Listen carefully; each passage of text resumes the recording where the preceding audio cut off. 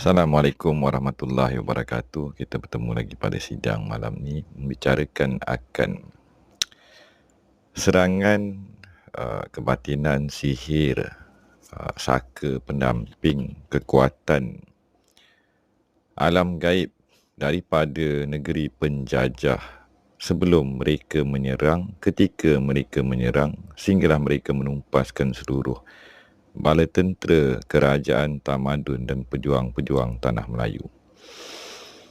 Di dalam membicarakan satu polemik dan juga isu ni, ini melibatkan sejarah tuan-tuan, puan-puan, sidang hadirin. Dalam bab sejarah ini, bila kita melihat kepada fakta yang telah dibentangkan di dalam video yang terdahulu, termasuk siapakah Francis Drake yang mempunyai catatan komentari dan komentar daripada pihak Eropah itu sendiri, dan wujudnya kumpulan-kumpulan pengamal aliran sihir, aliran Wicca, witchcraft, memanggil kuasa malaikat mereka, memanggil kuasa jin, demon, menggunakan wafak, kekuatan alat relik yang lama, relik dan juga barang-barang daripada segenap pelosok dunia yang telah mereka pergi, mereka jajah, mereka ambil dan mereka adaptasi dan mereka gunakan. Lantas mereka melancarkan gerakan melibatkan ketenteraan, serangan psikik, serangan minda, malah juga pastinya akan melibatkan saka, pendamping dan juga makhluk gaib yang mereka telah gabung daripada segenap tanah jajahan yang telah mereka jajah. Mereka ambil, mereka berkomplot dan mereka guna pakai. Itu belum lagi meliputi akan ahli sihir upahan ataupun kroni-kroni dan tentera-tentera mistik upahan mereka di dalam melancarkan serangan demi serangan, komplot demi komplot, lantas telah menumpaskan setiap tentangan dan kebangkitan terhadap pejuang-pejuang tanah bonda pertiwi. Di dalam membicarakan sejarah, sudah semestinya kita tidak boleh lari daripada kenyataan, iaitu pihak musuh, pihak pejuang ataupun pihak yang telah menjajah, menumpaskan ini akan menggunakan segala jenis persenjataan, sama ada melibatkan zahir, batin, alam beralam, pendamping, saka, makhluk halus, makhluk gaib ataupun yang mereka gelar sebagai malaikat itu. Inilah realitinya sebuah pertempuran yang telah berlaku, yang daripada kalangan saksi zahir, saksi gaib dan fail-fail alam sebelah dan juga fail yang merentas masa. Bentuk peperangan andai diceritakan, maka tomahan dan juga perli dan juga tidak percaya itu akan muncul. Jadi, andai kita berlapang dada dan mengambil jalan tengah, di dalam pertempuran harta mereka ada sebutir batu, sebutir kayu yang tajam boleh disantau, dihantar melalui angin. Sama ada melibatkan nanoteknologi, gelombang alam beralam, makhluk gaib yang telah mereka seru dan kaji dan guna pakai untuk menumpaskan kebatinan. Hatta dikatakan oleh pihak Eropah dan pengkaji, malah mereka sanggup menjual roh ataupun menjual atau memberikan apa saja yang mereka ada terhadap yang dikatakan Azazil, Iblis ataupun Satan ataupun syaitan itu sendiri, demi meraih, menguasai dan memegang kekuatan. Sama ada kehitaman sihir, putih atau hitam, tidak menjadi erti kepada mereka. Janji mereka kuat, mereka berkuasa, mampu membunuh, mampu menggodam, mampu menghancurkan, mampu menyelinap, mampu memberantakkan dan menghentam pejuang-pejuang yang membela tanah air bonda pertiwi. Di dalam menceritakan kisah ini, membicarakan kisah ini, ianya menjadi satu kemelut dan polemik, dan mungkin ada orang bertanya, termasuk sahabat saya sendiri yang menyatakan dan mengomel dan bertanya kepada saya, Tok Foti tak takut kena hentak balik? Mereka ada majlis ahli sihir mereka. Mereka ada majlis kebatinan mereka. Mereka pun ada makhluk gaib mereka kan. Ini adalah sejarah. Ini adalah kebenaran. Ini adalah kenyataan. Ini adalah logika. Ini adalah benda yang masuk akal.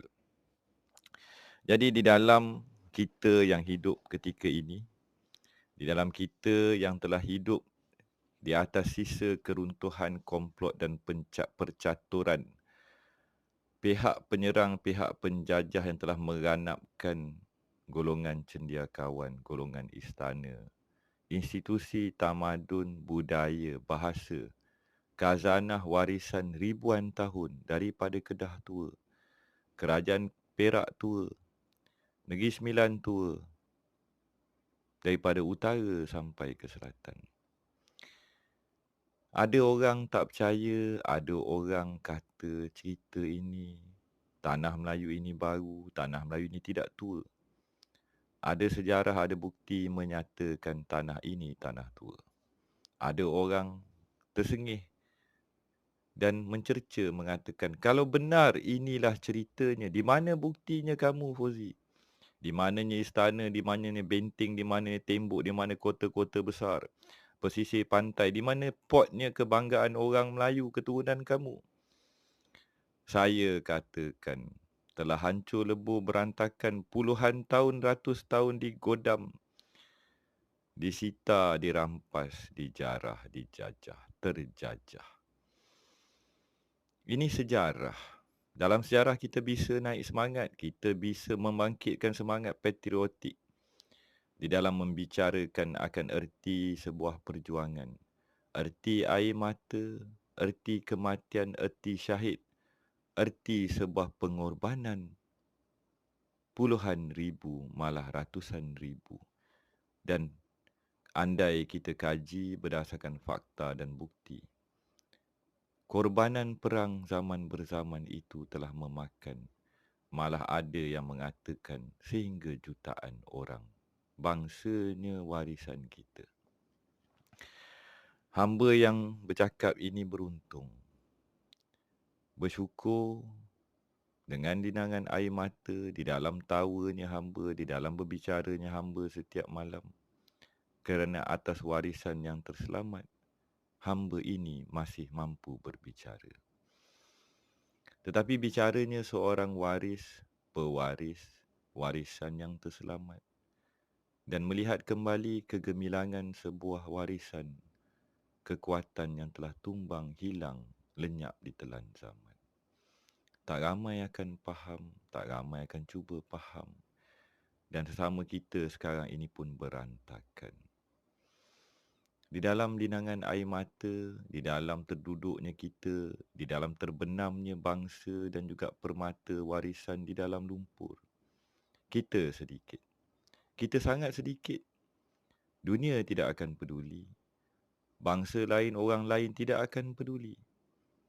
Tetapi bagi yang sedikit ini, aku tetap akan berbicara. Hamba tetap akan menyatakan akan apa yang tersisa. Dan apakah kebangkitan, kegemilangan dan kebenaran. Kebenarannya tanah bonda pertiwi dan erti nilai sebenar rahsia yang tersimpan ini bakal dinyatakan. Dan apabila kebenaran itu dinyatakan, dibuktikan dan dikabarkan dan dibangkitkan, adakah orang akan percaya? Mak Saleh kata, go to hell, apa diorang nak percaya ke tak mau. This the truth, nothing but the truth, so help me God. Jadi berbalik kepada cerita ahli sihir. Logikanya benar, faktanya benar. Mereka ramai, mereka gunakan segala apa yang mereka ada. Maka tumbanglah berantakan warisan pejuang dan tanah air kita. Maka kita yang tersisa ini diuji dengan kehilangan, dengan kehancuran dan keruntuhan. Tetapi untuk nukilan malam ini, preview akan bicara kebangkitan. Telah mereka lemparkan segenap kekuatan zahir batin dan teknologi yang mereka katakan mereka lebih hebat daripada warisan kita. Mereka telah cuba hapuskan setiap nilai kebangkitan, erti dan permata warisan bonda pertiwi. Kini suara ini masih kedengaran, tetapi tidak selantang. Tidak ramai yang berani menyatakan. Ramai masih lagi terkurung di bawah tempurung ketakutan. Semangat telah hilang, suara telah dibisukan, kebangkitan telah dipatahkan. Siapakah hamba ini yang kerdil menyatakan, malam demi malam, petang demi petang, sedikit demi sedikit, andai kita yang tersisa ini mengetahui. Ibarat seekor semut dalam kata Raja Haji fi sabilillah. Kita telah dikelilingi dengan kegelapan segenap penjuru. Di puncak bukit ini hanya sedikit pewaris yang sedar yang bangkit, yang sedang melihat kehitaman dan kemenangan yang telah mereka pegang dan mereka pasak. Mampukah pewaris yang segelintir ini bangkit, menyatakan kebenaran itu? Andai kita kembali kepada Yang Maha Esa dan kita mengangkat tangan akan kebenaran, keadilan dan hak peribumi itu dikembalikan, pastilah kebangkitan itu akan bermula semula. Ini hanyalah nukilan, cakap dengan diri sendiri, cakap pada yang nak dengar. Nak percaya, percayalah. Tak nak percaya, tidak menjadi persoalan.